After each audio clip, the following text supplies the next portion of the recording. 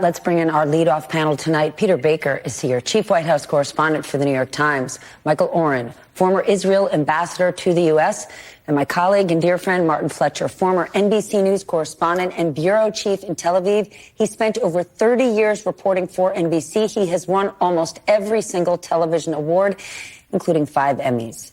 Michael, I want to start with the president's speech. What were your thoughts, and how do you think his remarks will go over in Israel? Oh, they went over very, very well, Stephanie. As they were his initial speech just over a week ago, his visit to Israel the day before yesterday. All of his remarks are very deeply appreciated here and highly regarded. Tonight was interesting because for the first time he made a very direct connection between Russia's invasion of Ukraine and Hamas' attack on Israel. And he stressed the connection between them, not just the fact that Ukraine and Israel are fellow democracies being invaded by totalitarian and often inhuman forces, but also that both the connection between Iran and between Ukraine and Israel is the Iranian connection. Iran is backing the Russian invasion. It's helping to arm the Russian army with drones and missiles. And Iran, of course, the principal backer of Hamas, and it is the is the owner, literally, of Palestine Islamic Jihad. Martin, what stuck out to you in the president's remarks? And Michael gave us how it's going to be received in Israel. What do you think about the rest of the Middle East? Well, what struck me, Stephanie, immediately was among the opening words of President Biden when he called this an inflection point in history. And I think it really is. I mean, this is really on the edge of the abyss. The question of whether the conflict can spill over, as Richard was mentioning in his report, it's already spinning over in a minor way, relatively minor way. The potential for a spreading disaster is huge. I mean, President Biden's speech, well received, as Michael just pointed out, in Israel. In Israel, will be very poorly received in the rest of the Middle East. We've been seeing demonstrations all over the place in Beirut, capitals all over. That's going to get worse. That's going to get worse. Peter, you said that the speech was unlike any other Oval Office speech you can remember because of all the ground he covered. What were your big takeaways? Yeah, I think, we just talked about him linking to what seemingly disparate foreign crises and trying to find the through line, right? Obviously, Russia's invasion of Ukraine and Hamas's attack on Israel have very different contexts, very different details in the specifics, but he is making the argument that they are of the same sort of quality. He's using his own axis of evil, if you will, even though he doesn't use the phrase that George W. Bush popularized, by connecting them in the way that Ambassador Oren just talked about. Iran's not the only connection. In his view, dictatorship and terrorism, he's saying, are essentially very similar forces in the world today, both at odds with democracies like the United States and Israel, and both forces to be confronted, as he's arguing to the American people. Now, his challenge at home, which is different than the challenge in the region, is to convince the American public that's very tired of foreign engagements after 20-some years following 9/11 and the wars in Iraq and Afghanistan. He's making the case that it's worth the investment of money. He's saying he's not going to put American troops in harm's way, but he's going to continue to fund and pay for the Ukrainians and the Israelis in fighting against these forces against them. And it's a selling job he needs to make, particularly his own party in some ways, but also with some on the hard right and the other party. Peter, you think all that aid he's asking for gets approved? Well, I think they've come up with what seems to be a kind of elegant solution around a political mess, right? The Ukraine aid that he had asked for earlier in the summer got bollocksed up in the House because a number of conservative Republicans refused to go along with it. Of course, there is no House to speak of right now without a speaker.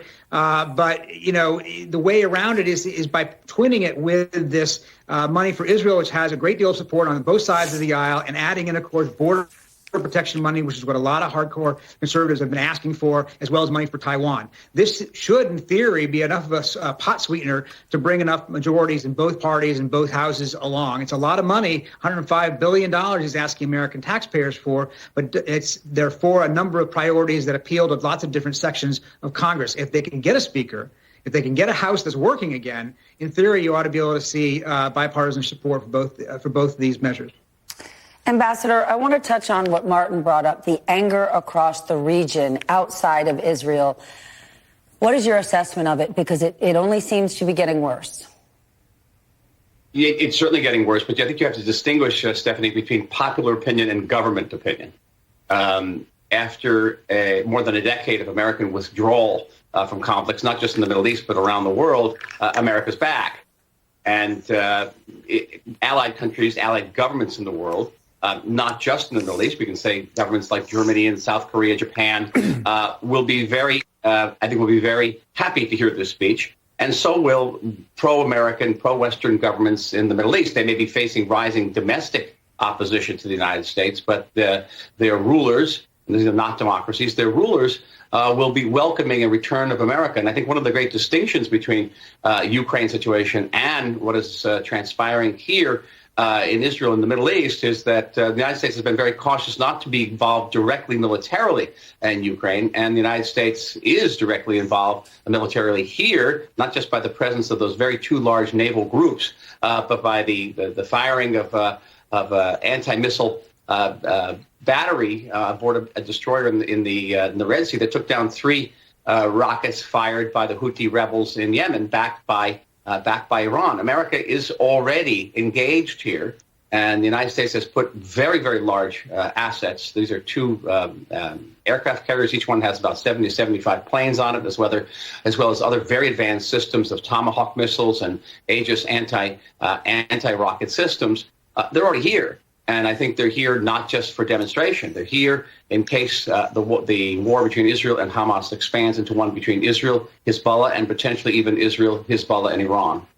All right, that's the politics, the borders, the government. Let's talk about the people. I want to talk about the hostages, Martin. We were airing a bit earlier, Lester Holt speaking to a woman we spoke to last week. Abby owns 6 family members held hostage. She learned in the last few days. A senior citizen, Carmela, and a young girl, 12 years old, Noya, died. How are they even getting that information about hostages, right? If they're in Gaza, if they've been captured, how are they getting updates? Who is it from? I'm not sure. But the bottom line is that Hamas is using the hostages for psychological warfare. So it's working. Yeah, and it's working, and it's working. And how is the whole country is involved. And let me just say this, which I only found out today. We talk about 6 degrees of separation. So Israel's a tiny country with 1 or 2 degrees of separation. So I just found out today that 2 of my wife's family are among the hostages. I'm so sorry. So we know that from what we've found out about Hamas, that they were told to kill the difficult ones and to use the rest as human shields. So this is a very personal... It's a very personal thing. By their way, they're Americans. Natalie, I'm sorry to bring this on you, but I only just found out. Natalie and Judith Renan, they're from Evanston, Illinois. They're Americans. They were visiting their grandmother for her 85th birthday. And they were last seen, their hands tied, being dragged away by the Hamas terrorists. So it's personal, it's real, and nobody is really confident that it's possible to get them back alive. Of course, everybody's hoping. The United States said they're doing everything they can with intelligence resources and whatever other resources they can bring to bear. Israel says hostages are number 1 priority, but actually the bottom line probably is that they're the number 2 priority. Number 1 priority is to go into Gaza, as Prime Minister Netanyahu said, to kill the Hamas leadership and to destroy Hamas. But the hostages are in the way. So, this is a really rather unheard of situation. Then, Ambassador, when Hamas says things like, oh, we're treating these hostages like our guests, and Martin tells us the message is, we kill the ones who are difficult. Those are 2 very, very different messages. How are these families getting this information? Where are they learning it from if these people are being held captive? First of all, Peter, I'm so sorry Martin, I'm so sorry for your family's loss. That's terrible. It's terrible news. I'm involved in visiting families. I visit families every day of the hostages, and this is what I know. Of the 203 hostages that Israel knows about, this is because there's some type of evidence pictures were taken of them. The assumption here is that the number is actually larger. It could be significantly larger. Not all the hostages are in the hands of Hamas. Some of them are in the hands of the Palestinian Islamic Jihad. Some of them are in the hands of families. When the terrorists broke through our defenses in the south, hundreds, maybe thousands of Gazans followed through with them. They were civilians, but they took part in the massacres, and they also captured Israelis. And then they will turn around and sell these hostages to Hamas or to the Palestinian Islamic Jihad. So the only way we know about them is because someone took a picture of them at some point. In one rare case, I went to visit Karen Shem the other day. Her daughter Mia was captured.